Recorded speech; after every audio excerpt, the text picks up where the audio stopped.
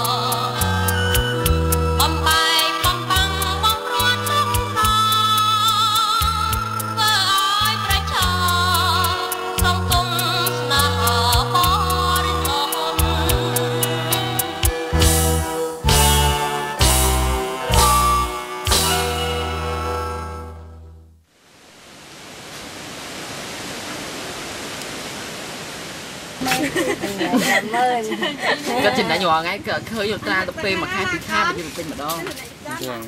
ក្រៅពីតាំងលក់នៅម្ហូបមហាផ្លែឈើផ្សេងៗយើងឃើញមានការតាំងលក់នៅគ្រឿងអនុស្សាវរីយ៍ជាច្រើនហូរហែហើយខណៈនេះកំពុងតែទទួលបាននូវការចាប់អារម្មណ៍ណាស់ពីសំណាក់ភ្ញៀវទេសចរជាតិនិងអន្តរជាតិថែមទៀតគ្រឿងអនុស្សាវរីយ៍ទាំងនេះយើងឃើញមានចម្លាក់រូបសត្វផ្សេងៗដែលធ្វើអំពីឈើស្ពាន់គ្រឿងសម្រាប់ភ្ជួរតាំងលម្អធ្វើអំពីសំបកខ្យងសំបកងាវសមុទ្រព្រមទាំងមានលក់នៅគ្រឿងអលង្ការសម្រាប់លម្អបរិះនារីជាច្រើនទៀតដូចជាចិញ្ចៀនខ្សែកខ្សែដៃកងដៃក្រវិលនិងអង្កាំជាដើមគ្រឿងអលង្ការទាំងនេះជាគ្រឿងកល័យច្នៃប្រឌិតដែលទទួលបាននូវការនិយមចូលចិត្តណាស់ពីសំណាក់ភ្ញៀវទេសចរខ្មែរយើង។